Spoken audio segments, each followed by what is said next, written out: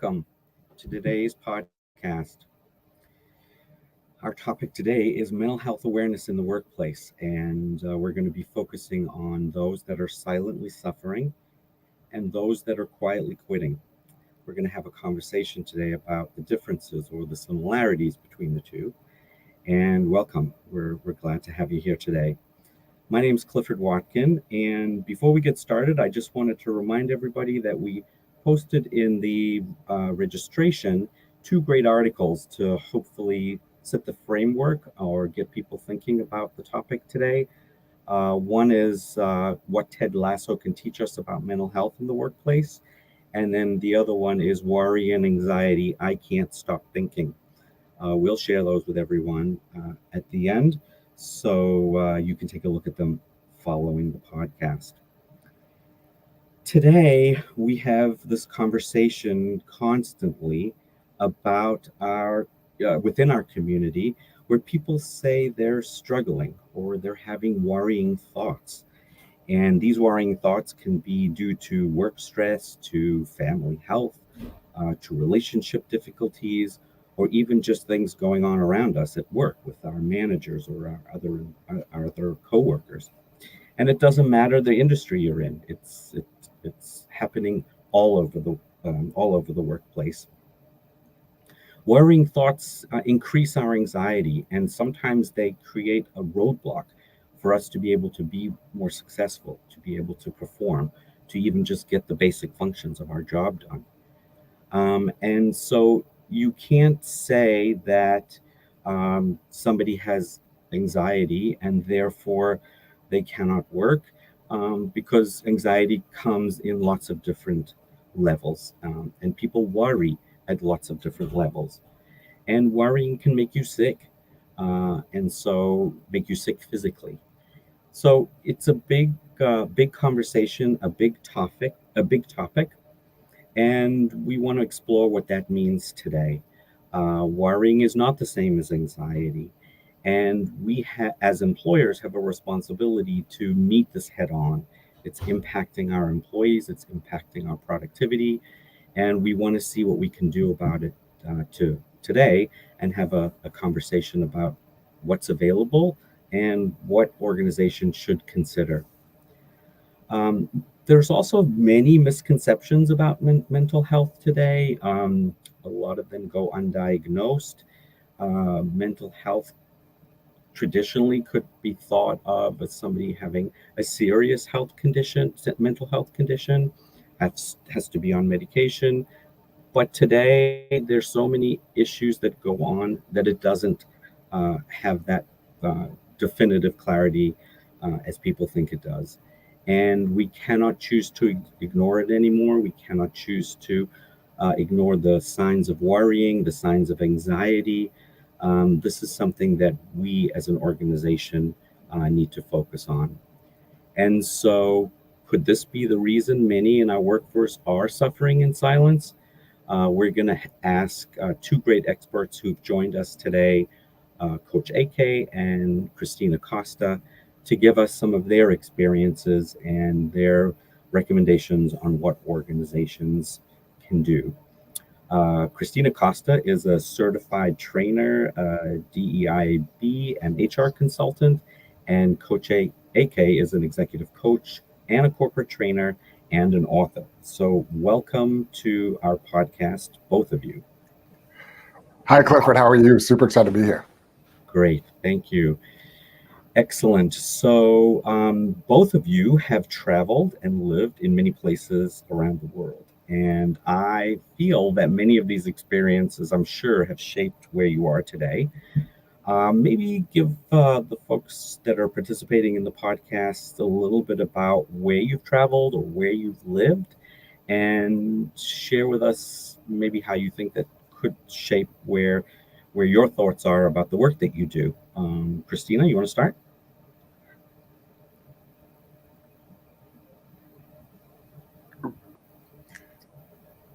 Kristen, I think you're on mute. Yeah. I'm so sorry about that. It's going to be some good stuff that we're missing. We're missing it. Good afternoon, everyone. Can you all hear me? Yes, hear we you. can hear you now. Sorry about that. I was just saying that after college, I actually lived abroad for 3.5 years. I went and moved to Tokyo, Japan. So I was a teacher there for 2 years. Then I went on to live in Spain, actually the south of Spain, an area called Riego de Córdoba. And then after that, I went and lived in Mexico as well. So in Puebla, which is an hour south of Mexico City. So I got to experience a lot of different workplace cultures. And I think for me, coming back to the United States after those experiences and working in a lot of different corporate settings, I really was witness to how different cultures can be in terms of expectations on your employees, in terms of work-life flexibility and balance. So for me, living abroad really expanded my perspective as to what a healthy workplace culture can actually be. Great.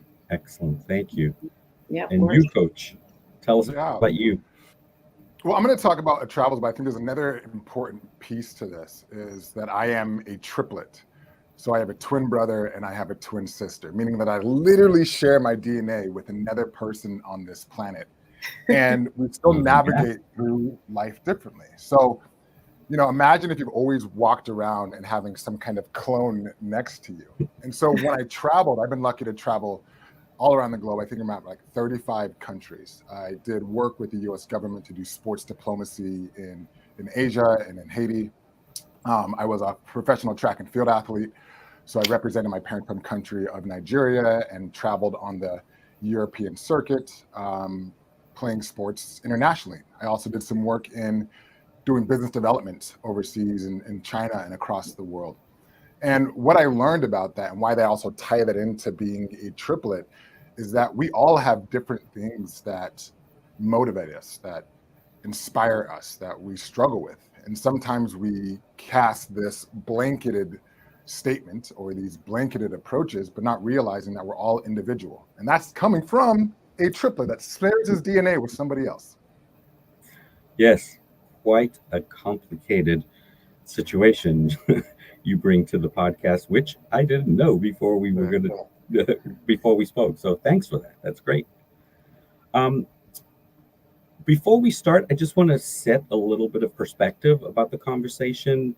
May was Mental Health Awareness Month for 2023. I'm not sure if folks participating know that. There was a theme, and every year they pick a theme for the awareness. And the theme for this past month, was more than enough. And those three words suggest that there's enough issues going on today, and people are struggling today. And I think that sets the stage for a lot of what President Biden has been addressing since the fall of last year, where the administration has taken a strong position in addressing the nation's mental health crisis. There's been a lot of changes, and they've invested lots of money through what they're calling the American Rescue Plan and the Bipartisan Safer Communities Act since last year. Here's a short little list of some of the things that they've put together. A 988 number, which is a national number that goes to a suicide prevention lifeline, and you can speak with somebody, if you feel that things are really, really that difficult and you need help. They've expanded mental health services in the schools.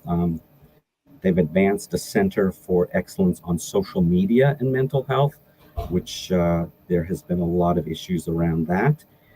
And also, the Surgeon General came forth with a framework for workplace mental health and well-being, which I pulled out of a long list of other things that they've done.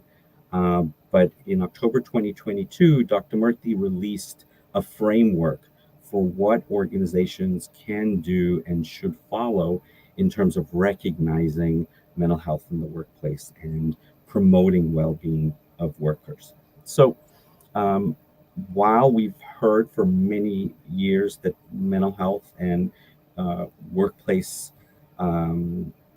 well-being has been a challenge for many, many people, it's good to see that the administration has carved out a lot of extra things, put a lot of extra money into helping support organizations while also supporting individuals, just living in the community. So before we start, I think it's also helpful to get the perspective from our presenters, what they think the difference between silently suffering and quietly quitting means. So let's start with your perspectives on what you think the differences are of silently suffering and quietly quitting. Who'd like to go first? I can take it away. Great. When we think about quietly quitting, especially if you've probably all heard the stories, you've probably heard this in the news, or you might be one yourself. When we think about quietly quitting, we think about it from the perspective of, hey, this person is, ready to leave the organization. They are just doing the bare minimum that's possible, and employers are looking about like, how do you find these people and let them go, right? It takes it much more from the perspective of, hey, how do we be more transactional and be able to identify these low performers and get them out of here? Well, on the other hand, when you look at silently suffering, it takes it more from the employee standpoint, from the individual, the human standpoint. Mhm. That individual might actually be suffering. And that might be, I've had conversations with individuals that just say, you know what, I just want to find a way to get promoted. I just want to find a way that I am acknowledged within the organization. And what happens is they do the work, they apply, they put all their work into it, and then they say, you know what? You didn't get that promotion. You didn't move forward. We're not going to be flexible in your work-life balance or your ability to work from home and to be closer to your family. And so when you think about silently suffering, it's these individuals that might be suffering internally, but trying to find a way to be engaged in Mhm. their organization that then leads into them thinking, well, maybe this place isn't for me. Maybe I should just, step out or leave, but I can't afford it. So I just have to do what I need to do in this position here that I'm in right now. And they feel stuck. Definitely.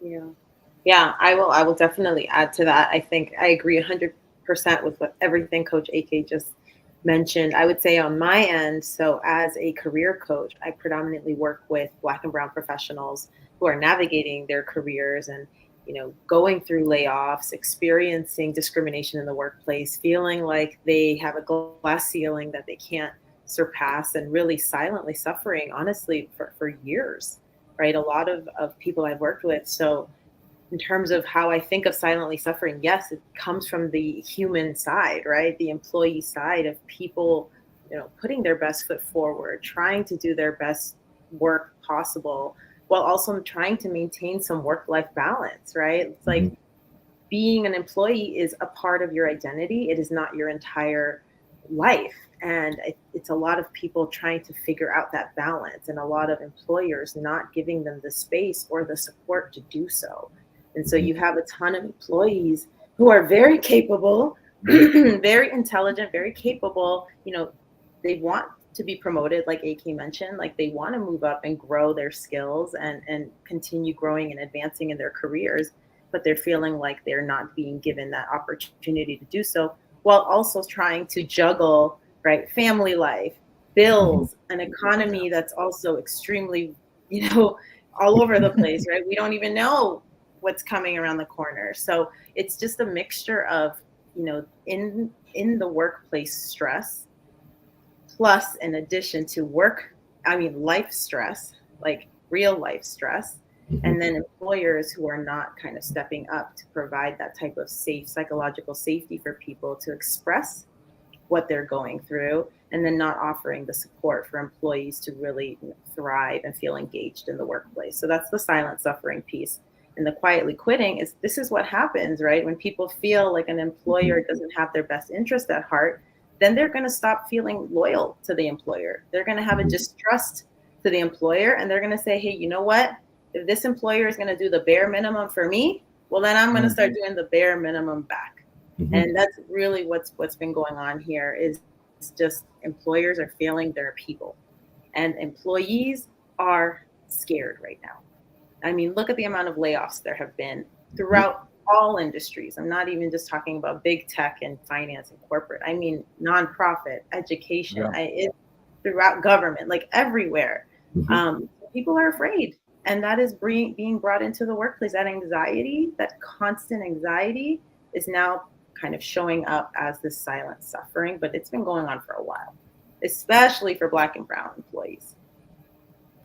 I think just to add a little bit of slightly different shade to the conversation you're both talking about, which which is generally under the guide or the direction of my employer's not paying attention to my wanting to advance or grow and develop, and I just want to be recognized. There is a good amount of people in the workplace who are doing a good job. They like their work. They're happy with it, but they're also struggling with issues outside of the workplace, at home, or a change in their body, or a big health condition change, or something like that. Those people are also silently suffering, and those are the people that are suddenly becoming performance problems. Like, why aren't you able to do what you're able to do before? And I think there is a silently suffering situation where the workplace doesn't know how to respond. And then at the end of the day, the person says, nobody's really paying any attention. They didn't hear my concerns or my issues about me as a person, or the stuff that's going on outside my life. I'm going to move on. Well, Clifford, to build on that, I mean, I think we are using a blanketed term sometimes when we say the employer. It's not like there's just one individual. And as the companies grow, we know that 82% of employees would say they would leave if their manager was not empathetic. Yes. So when we look at that data, it's not the corporation, not like there's just one person that's making all of these decisions. Just let's use it what's really actually happening. It's that individual, that their manager. And the bigger the organization, you don't know that your manager might have another manager, and your manager might be silently suffering and quietly quitting as well. Reading that, right? Yeah. So when we look at that, it's not just this person. Because when you just say employer of the company, it almost points the finger like, okay, it's somebody else. But maybe you might actually be that leader. You might actually be that individual where you aren't creating clear and addressable ways that your team can grow. Right? You keep it very ambiguous. And through the work that I've done as an executive coach, I do probably like 75 corporate trainings a year, working with teams and working with leaders, is that you ask them, like, well, let's talk about your performance management system. Like, what does your teammate need to do to grow? And they say, well, I don't want to be too specific because I don't have control over it. But what you've created is a number one way that creates anxiety. Is ambiguity, lack of clarity. Yep. And so what you should do, and here's a tip, is, well, what do you have control over? What do you have control over?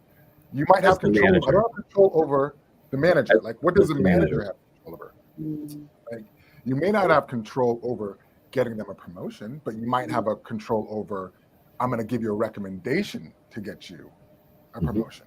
And so it at least creates some level of clarity. But what happens is they don't have this clarity, and all of a sudden that employee comes in expecting to get that promotion, and then all of a sudden, like, oh, sorry, but better luck next time. Like, no, I've been putting my work into this. Like, what do you expect to happen? So I want us to really not look at just saying a corporation or a company. I want us to look at internally to say you actually have control over making your workplace, your team, no longer silently suffering. And so to take that another level down, which is what I'm hoping to do through this podcast, is to get real live examples of things that have happened and get to a lot of the root issues, is the next question that I want to ask you folks, and that has to do with significant anxiety in the workplace. And I want to understand, what does anxiety mean in the workplace? Where is it coming from? What's contributing to it? Where have you seen it occur? And why is there such significant anxiety in the workplace today? Yeah, I can start there. And I can start from my own personal experiences, as well as the many clients that I work with. But in terms of anxiety, I mean, first and foremost, anxiety is just a constant feeling of insecurity, instability, kind of what AK mentioned, the ambiguity, like not knowing what's next, having kind of no clear direction, no path, but just having a constant state of worry, right? Of just that something is looming, something might not work out in your favor. And it's just a constant state of kind of that instability is essentially what it is. So I have experienced it before in many of my workplaces. I come from a tech background, so I've worked at many different tech companies and really large corporations like your PayPal's and your Google's. I've also worked at small startups. And so I have felt anxiety at different levels of it. But I will say, particularly in large companies, is where I've felt the most amount of anxiety. And I think for me, personally, where it came from for me was a sense of just psychological unsafety, feeling like I really couldn't trust my manager, that my manager did not have my best interest at heart, that I was just kind of a cog in the wheel, and that if I didn't perform at a certain level, at a certain, cadence every day, that I could be on that chopping block because certain companies of certain sizes, everybody wants to work there, and so it's like you don't perform one day, you're out the door the next, and they'll replace you next week, right? And so it's this feeling of just constantly having to prove yourself when underneath it all, that you're capable and that you're an intelligent person, you deserve to be here. But it's that insecurity of not getting that recognition, like AK mentioned, right? Not having a clear path to growth and development, not knowing kind of what that next step is. And it perpetuates and gets even larger when you bust your butt, when you go above and beyond, and when you exceed expectations and then you don't get any type of recognition. And you then internalize that as, okay, well, I guess I'm not good enough. Right. And then I see this not only did this happen for me, and I will tell you right now, the last organization I was at, I actually experienced an anxiety attack. I have never once in my life had an anxiety attack. And it was scary. And I was remote working. So I was by myself in my apartment in New York City. Right. And I remember it was cold out, and I just felt so overwhelmed and so unsupported and so disconnected. And all of those things just kind of came in at once. And I'll tell you from a personal experience, it was a horrible feeling. I just felt like nothing was in my control. Like I could barely breathe. And I actually ended up taking a week off of work the next week because my body was physically telling me I needed to slow down and take a break. And that this anxiety, this constant feeling of, am I good enough, or am I doing enough? Am I going to get in trouble if I didn't hit this, quota or number, took a toll on my body. And so this is something I work on with my clients all the time, because this is something my clients experience a lot. Is this constant state of anxiety, and it really stems from not having psychological safety in the workplace, not being able to speak up for themselves and say, hey, you know what, I may need to take a mental health day. And I hope this doesn't affect my performance review that we have next week, right? It's like having that safety and ability to have that conversation and that trust. And so really that was my experience. Yeah. Knowing what to say, because a lot of people have those words to be able to stigmatizing it too. Like this is a real thing. Like this is, I'm not making this up because I want to take a day off work. Like this is if I don't take a break, my body will make me take a break. Sure. Yeah. To build on that, Kristen, we're also looking at one side of the equation. And you said it really well, is like when you're talking about the chopping block. What people don't see is when you say the chopping block, you're leaving the organization. You might get cut. But if you look on the other side, it is your livelihood. Right? We want to help our companies grow, but at the end of the day, we're helping the companies grow because we have bills to pay, we have families. And I was having a conversation with a female, and she was expecting twins. right? She didn't know that. It was unexpected. She was expecting twins. So when she was going for that performance review and she did not get it, even though, and the thing is, if you're doing it well, that individual should have an idea by the time they're having that conversation if they're getting promoted. But if they're going there and all of a sudden it's unexpected, it means you haven't had the proper conversations for the past 3 to 6 months on their performance. So if they don't hear anything bad, then why should they expect anything different? But what happened, it wasn't about not getting the promotion. It wasn't not about that situation. What it was really about was, well, I got to go back to my husband. And we got to figure out, like, we are in a 3-bedroom house. We about to have 4 kids and we don't have enough space. Yeah. We got insurance costs that are about to go up. We got expenses that are about to go up. So what am I supposed to do? And when when that individual manager says, like, well, sorry, you got to wait next year. They're trying to think, well, how do I do this? What do you then see? Other stats. We look elsewhere. 50% of employees, 51% of the employees are, well, I need to figure out how to make up this delta. I need to figure out how to make this additional income. So I start to look at what can I do on the side? What additional gigs can I do? What kind of jobs can I have that I can get paid more in? And so we have to understand that when we're having these conversations, just because we say, well, sorry, that actually you don't realize, and by not creating a path forward, you think it hurts the employee. No, it hurts the company. It hurts the company. And so we have to be really, really aware when we're having these conversations, especially with our it's not actually the higher performers. It's the higher performance. It's those ones that are right in the middle, like really good performers, not exactly the highest, but like right on that cusp of getting that next promotion. Those are the ones that you really need to also be paying attention to, because those are the population that's really feeling like, I'm so close. Right. I'm so close. And at some point, that's where the anxiety comes, because like, I don't know what to do. You're not telling me what I need to do. How can you create clarity and progression?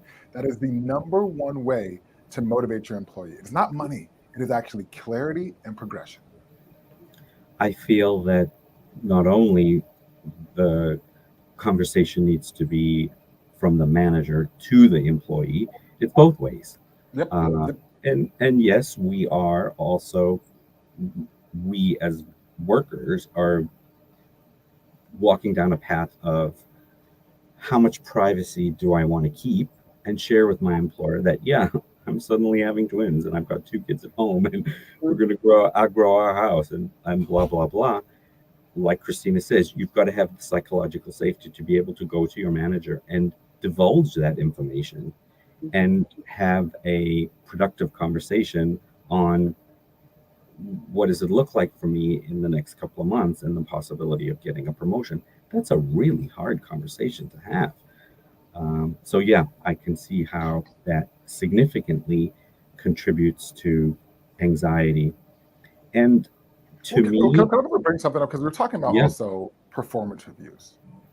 But I will tell you this personally myself, I have a 5-month-old. I have a 5-month-old. So I'm right in the thick of deciding if I'm going to sleep at night or not. I don't know. That's a lot to be unseen. You don't have any clarity about that. I don't have any clarity. But you have some of these organizations that are saying you have to go to the office. But for 2 years, we created habits and behaviors that say when we wake up, we kind of control our day. We decide that I can have breakfast with my little ones. And I'm lucky I live 15 minutes away from where I do my work. Some people have to go, like maybe where Christina is, an hour in traffic or on the subway to get to where you need to. But doesn't mean that the demands at home have changed. So it's not always about promotions. Sometimes I might just be like, how can I just navigate through my day when I have to be in multiple places? But I just need a little bit more flexibility to be able to manage my life. That definition of work-life balance has really taken a new meaning post-COVID.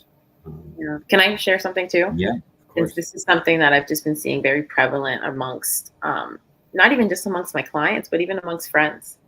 It's this kind of new policy of like the return to office, right? A lot of these companies that previously were very remote friendly, maybe come in once a week if you want to, are now instilling these very strict rules.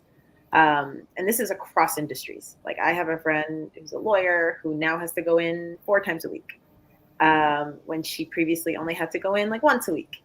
And so similar to what AK just mentioned, I mean, not only does that add, you know, now you have to commute, right? And now you kind of have to like replan your day to make time for these commutes that you kind of got used to not doing. But I will tell you, every single friend of mine and client who's had to go back to the office and forced at least 3 times a week, they are exhausted. Oh. They are exhausted. They have all told me, I don't know how I used to do this pre-COVID, 5 days a week, but like I go in 3 days, even just 3 days a week, and I am depleted. Mm. So not only are they now, using more of their energy and probably not as productive in the workplace because they're tired, right? But now they're also have this anxiety that if I don't go into the office, what is that going to mean for me? Right. Right. If I don't go in and I decide, you know what, I'm going to be more productive at home. I don't have any meetings with people in person. Like, so let me just make that decision. Let me have some autonomy and flexibility and make that decision that's best for me. How is that going to affect my performance? Right. How is that going to affect how my manager speaks about me in rooms that I'm not in? Right. And so that's an added layer of anxiety on top of already trying to do all the things, balance your life, pay your bills in this economy that is in a recession. Let's be real, we're in a recession. And, just have some balance and keep your mental sanity while doing all of the things in the midst of the end of we had a pandemic and all the things that are happening in our world. I mean, there's a lot going on in the world, and people can't separate that from work life. Like that is integration. Yeah.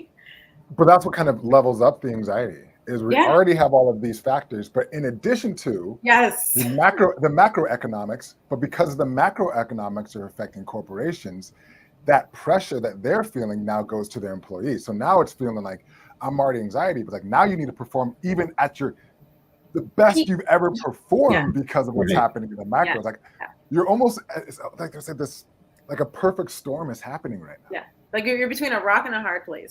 You're like there, like I'm trying to survive. Well, there's a rock and a hard place, and then there's a big flood coming behind you. Like, you have to push the hardest you've ever had to push right now because of what's happening with tech, with all the stuff that's happening on the macro fronts. Yeah. So the next question that I want to talk about or that I want to ask really has to do with empathy, and it seems like you're both setting the stage of what's about to come, and really understanding how employers recognize empathy for their employees. They have a very, very strong commitment to empathy for their customers and how they do their work. Because they know that drives business and that drives revenue, profitability, all of that. But somehow there's not a good amount of empathy for their employees. And I want to explore a little bit about what's behind this. Why is there a difference? So maybe let's just start with empathy. And what does empathy really mean in the workplace? Well, I can actually just talk. I just talked about this recently. I just talked about this. Well, we've all heard of it. Like walk a mile in somebody else's shoes, right? You've probably heard of that. Like empathy is that ability to say, "Hey, I want to understand. I want to, basically walk a mile, or at least understand the shoe that you're wearing and walk in your shoes a little bit." And so we talk a lot about empathy, but sympathy, on the other hand, is I want to bring that in, is when we kind of talk about we feeling sorry for someone because of their situation. We don't necessarily want to sit in their situation. We kind of want to have like a little bit of that distance. It's like, I feel sorry for you. Here's a card. But empathy is important not only for things that are going challenging, but also things that are going well. You probably see this.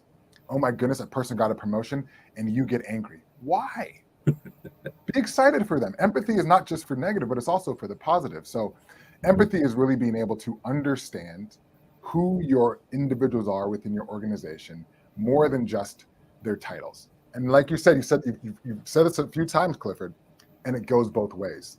Yes. Employees need to understand that their managers are humans too, right? They have to go home. There's a hat that they take off when they leave the day. And then managers and leaders need to do the same thing for their employees and be able to really understand them. But I was going to touch on one piece, but I'll let Christina go. I don't think empathy is a problem. I actually think it's awareness. Like, we're not going to have empathy for something that we're not aware of. If you never know, like, oh my goodness, I didn't realize that my teammate had 3 kids and they had to leave every day at 4 o'clock or 2:30 because they had to do something. I thought they were just ditching out, but no, they might be actually picking up their little ones from school, right? So And we have to why have is that that? awareness. Why is it that the employer is not aware? It's very simple. We don't ask questions. We focus more on the transactional side versus the relational side of business. And the funny thing is, companies know this for their customers, because if they didn't, they wouldn't have a business. If you did not understand your clients and understand their problems and understand their challenges, you wouldn't make the sale. But sometimes we understand the cost of, if it's sale, money in the bank or money out, but we don't understand the impact of empathy or lack of empathy within our teams, because it goes silent, the damage. Not on our top line and bottom line revenue, but we're top line and bottom line. We don't see that. But maybe if there's a way that we can see that within the organization and have those conversations and be curious and ask those questions and be open, we'd be able to feel this a little bit better. But I'll give this over to Christina. I had a little bit of a long-winded answer. Yeah, no, that's really that. I agree with your answer. I think, empathy. When I think of empathy, I immediately think humanity. Like, that's kind of the first word that pops up to me. Is to be empathetic, is to be human.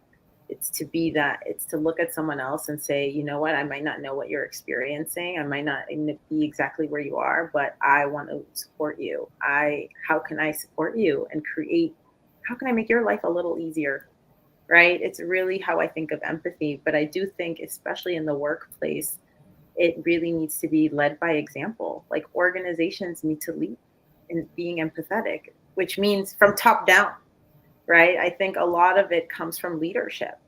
If you have a leader that's super, only driven by numbers, does not care about people's well-being, and is someone who just cares about profit only, that's going to be a trickle-down effect within your organization, because that's really going to be how you assess who becomes leaders within the organization, right? It's going to be all about numbers and not about the other side, which is, the emotional intelligence piece, what the relationship building piece, like the leadership skills that really matter are those, soft skills that we talk about, that I like to call power skills. Because what I think is those are really the skills that create collaboration and community and people to be productive and working together well, right? What people don't realize, and this is a lot of what I talk about in my HR consulting work, because I do a lot of work, especially in recruitment and talent development, but your people are your number one asset. Yes, your clients are important, of course, but if you don't have amazing employees who are feeling good about the work, who are excited to be there, who are innovative, who are able to collaborate, who are able to speak openly and bring new, fresh ideas, if you don't have that space, you're not going to keep those clients.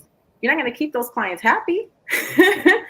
And so for me, it really comes from the top down. Like, if your manager never once in a meeting asks you about, hey, how was your weekend?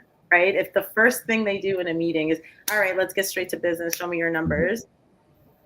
The employee who's, looking to you as a leader, right? Because you have been given this manager title and manager position, essentially because you should be a manager, which a lot of people equate to leader, which is not true at all, right? Most managers, in my opinion, are not great leaders, at least what I've experienced and a lot of my clients have experienced. And I do think a lot of organizations put the wrong people in those positions for the wrong reasons. I think, one thing I really believe in is, and something I want to work on, throughout my career in HR consulting, and really my mission is to create a more inclusive, psychologically safe space for all employees.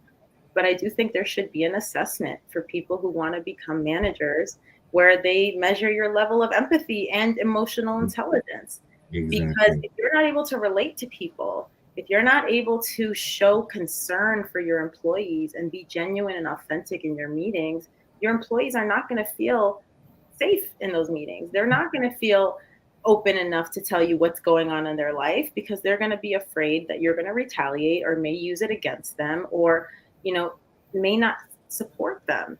So it really comes down from leadership down. And how are we even giving people these positions of authority? Do they deserve to be there? Are they there for the right reasons? Are they there for the betterment of their teams or just for themselves? So that's really where a lot of that comes from. It's, we live in a capitalistic culture, and that's what trickles down. I think it's sorry, Coach. I just want to turn this around again, and that is the wording we're using is the organization, and the organization is not being empathetic or is not showing concern, or the organization is not being aware. And in order for us to fix this issue of lack of empathy in the workplace, we're going to need to see significant sea change to uh, turn this around, so people feel that yes, I'm working for an organization that is recognizing my commitment and being aware. But if that's not going to happen, and there's not a lot of things in place right now to create that significant sea change, can you both share one small thing that I can do as an individual in my workplace today to make my manager, just let's start with the manager, they don't have to go and change the whole work culture in the organization. What can I say to my manager to make them more aware that's not going to jeopardize my conversation about my performance review, or not create additional anxiety? uh, any ideas on thoughts that people could take away from today? I would actually, I'm going to push back on that a little, because when I heard you talking, I was thinking about something. And I work with leaders, I work with managers all across the globe. And for the most part, they are trying. They are trying. And there is this dance that they're trying to play with. And I use it on this spectrum. I'm trying to make this, let's imagine, like my hands are going out, but like imagine this kind of spectrum. It goes two ways to do this. This is extremely transactional, data-driven, because at the end of the day, the business needs to execute, they need to perform. But I'm going to use an example of, imagine there is this individual and there is a rule that says if you are 1 minute late to work, you get written up. Right? That person drives in, it's 8:01, and that employee says, I'm sorry. What ends up happening is you're written up. It's 8:01. That's what happened. But an individual might say, well, look, there was a whole bunch of traffic. Like, I'm sorry. Read the rules. We're 8:01 and you're late, meaning you don't take into account the human or the personal expectation. But everybody knows the rules. Now, the question you might ask is like, if you worked in that organization, how would you feel? People are like, that wouldn't be a great place to work. I'd be stressed out. Like, I don't want to ever make a mistake. But let's look at the other side of the coin. That other manager that's super empathetic, really empathetic. It's 8:01. It's 8:05. The person comes in. Oh, sorry. You know what? Take another 10 minutes. Right? Do what you need to do and collect yourself. Every single time somebody came, he was always pushing like, oh yeah, whatever you need. You wouldn't actually be able to make decisions. You wouldn't be able to move things forward. Mm-hmm. So it has to be almost like in that middle. Like, when do you make those hard, fast set decisions and hard set rules? And when do you need to be empathetic? Because you can't play on the extremes. Mm-hmm. You have to be able to flex both of those muscles, because at the end of the day, the company does need to create revenue. Because if the company is able to create revenue, that's where the jobs come in. Mm-hmm. That's where the opportunities come in. So as employees, we also need to understand we also need to be able to understand, like, sometimes there need to be these rules that I just need to follow. Mm-hmm. And sometimes there also needs to be this empathetic, and there's this spectrum. And I think for leaders, individuals, they're like deciding, what do you need to do in this situation? Does this require empathy, or does it require you to be very stern on the rules, because you need to move the progress, you need to move the mission forward? And so I think that's just one of the things I wanted to bring over. It's like, it's a spectrum. Mhm. It's not, you can't be super empathetic. You can't be super this. It's going to kill your culture. And the other side is going to kill productivity. We have to find a place in the Exactly. middle. I wanted to move on to the next question because I'm looking at the time. But Christine, if you had anything to add, we can. If not, we can just move on. Yeah, so I actually, it's funny that you say it. So to your original question, like what can you say to your manager as an employee? So a lot of my clients are kind of mid-level, mid-career, maybe looking to move up within their industry or their organization. And a lot of them, we actually have these discussions of like, how can I bring up what I need from a manager in order to feel supported. And I actually recommend that my clients, especially if it's a new engagement, say it's like a new job, maybe they're like a month into the job and they're just trying to really build a solid foundation relationship with their manager. I actually tell them to create their own onboarding plan if they don't have one. Create it and actually come prepared with, hey, this is what I need in order to feel fully supported in this new role, and actually write it out. Like I actually work through it with them. Like, what do you need to feel like you will be fully supported and that you have clarity in the growth of this new role that you're in? And how can you present this to your manager in a way that's more so, this is what I need in order to feel supported in this role. How can you maybe meet me here? Or what is your best Mhm. communication style for this? So really kind of co-creating that relationship if that manager is not creating it, right? So it's kind of like this managing up, Yeah. term that we use. But I call it more co-creation of relationship, because sometimes managers, they're really busy. Maybe they're managing God knows how many people, right? And they maybe think you're just going to jump in and cool, you and Sarah are the same, and it's like, no, I'm not. This is actually what I need to feel supported, and I also need clarity. Like AK said, like I need to know in 3 months what should I be doing, in 6 months what does that development, what does success look like in 6 months in this role, right? In 9 months, right? How can I get to those milestones and work well together? So really co-creating that relationship. I think that's great because what you're doing right at the beginning is you're setting expectations. And even if the Yes. manager isn't aware, you're helping them become aware. Yes. Awareness. Awareness. And Yes. we talked earlier about clarity and progression, and I want to understand what about clarity and progression, and without it, how it creates increased anxiety. Um, we've talked a bunch about it already, but I just want to understand for individuals, how can we help employees understand that in the workplace? I do a lot of corporate trainings. I do on various topics like navigating difficult conversations, owning your career, coaching your career. And I break it down into 3 areas: skill set, mindset, and activation. And so what I mean by that is when somebody's trying to grow in their career, or maybe they are a lower performer, we have to identify where on that framework does it lie. Meaning, is it a skill set issue? So for example, let's say I'm trying to shoot a basketball and I'm doing this. Like, no. You need to watch a YouTube video. you need to get a coach. You need to get a trainer. So if you have a low performer or you're trying to grow, identify, is this a skill set issue? Do I need a training? Do I need some tools? Do I need to actually understand the job specific responsibilities to perform well? Now, the second part is mindset. Now, let's say I'm trying to still shoot that ball, but I'm starting to think about like, oh my goodness, everybody's watching me. The hope is kind of far. Well, it's not a skill set issue. It's a mindset issue. So for them, it might be identify, okay, I realize that my teammate or myself, I have the skills, but every single time I'm in that client meeting, I just stress out and I just start doing like word vomit. I need some help on that. Or it might be like, I'm just extremely stressed out. I'm just trying to figure out ways to like manage my anxiety, for example. Is it breathing? Is it slowing things down? Right? Is it having maybe like even a mentor? So the first thing is like skill set and mindset. You have the skill set, but don't have the mindset, you're just going to choke. You're not going to be able to perform. If you have the mindset, but don't have the skill set, you're going to go out there and just be able, you're confident, but making a lot of mistakes. And then the third part is the activation.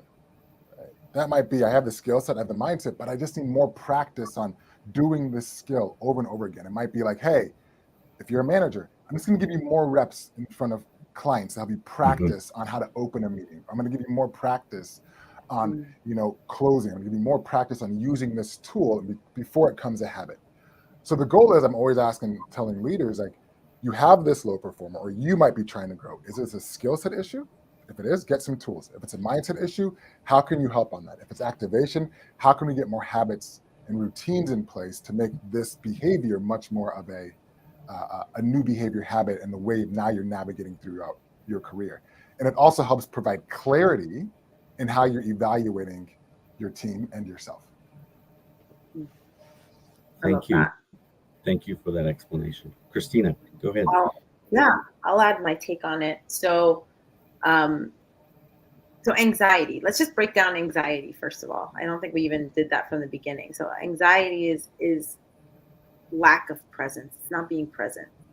Anxiety is when you're fixated on something in the future or fixated on something in the past, right? You're not actually being present because that's what you're thinking about. You're just thinking, oh, I messed this up. How's that going to affect me? Or I have this coming up. How am I going to do this, right? It's just this constant state of not being here in the present, focused on what you should be doing.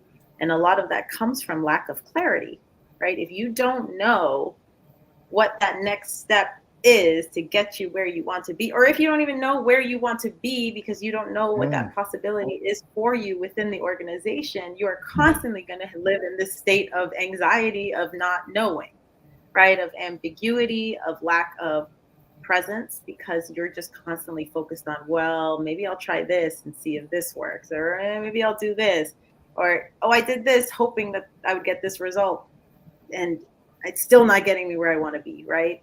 So it's kind of like without the clarity, without the focus and the clarity you do get at work, at big organizations, especially at any organizations, you generally get clarity and direction from your manager, right? And that's sort of the role of the manager, is they're supposed to also provide some of that clarity for you, right? They can answer those questions for you if you do want to get to that next level, that next step, whatever that looks like for you. And they're supposed to be there. The goal of the manager is, at least how I see it, is to support their teams, right? Empower and support their teams with all the skills and tools necessary to succeed and produce well. So when you don't have that clarity from your manager, or even within the organization, and you don't have that psychological safety, and maybe you don't even feel comfortable asking other people because you think it'll get back to your manager, right? And you're like, okay, well, I'm just going to stay safe and try all these different things, like a chicken with your head cut off, because you don't know what you're supposed to be doing. That all adds to that kind of repetition of anxious thoughts and anxious feelings, and just being like, oh, well, I did this, but I don't know if that's what that's going to mean for me. And I'm going to work on this project hoping that maybe it'll get me some recognition, and then you don't get it. And then you're just like, okay, well, what can I be doing then, right? And so that adds to that insecurity, that instability, that ambiguity, that just kind of fear, I would say overarching fear of, I'm trying to think of the right word, I would say not rejection, not failure, I would say overarching fear of instability.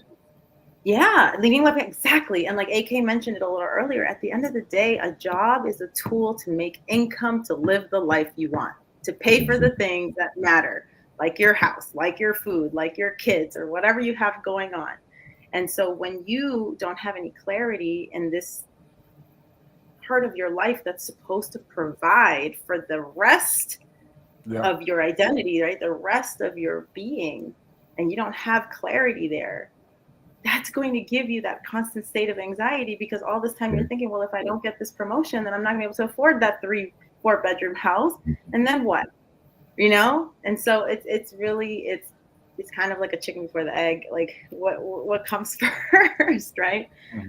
That's my take on it.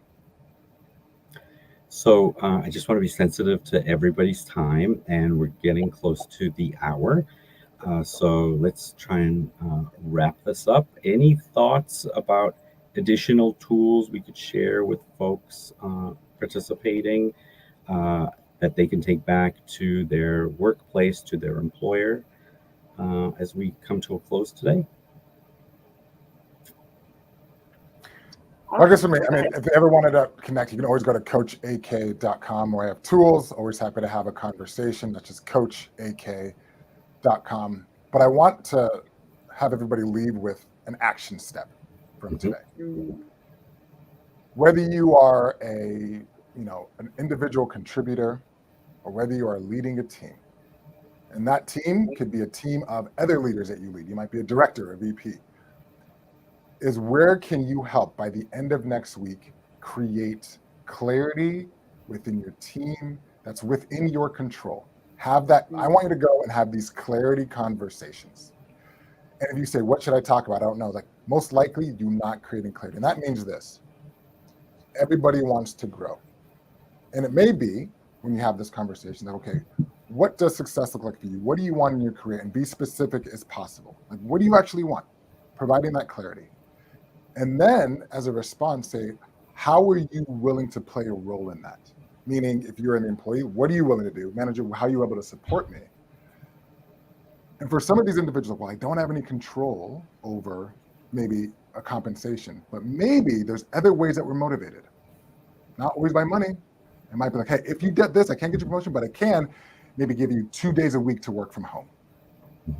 So what are some flexibility that you can create, some other rewards and recognition that don't require some higher level managers and higher level leads that you have control over to give these people clarity and progression? So if there's anything that I was going to take from you today is how can you create clarity and progression in the areas that you have control over, and that will change and make a difference. Great. Thank you. Christina. Yeah, I love that. Okay, so I'll keep mine short. So I would say ditto to everything AK said. But I would also say, it's actually statistically been proven 82% of job seekers are looking for organizations that offer mental health support and services.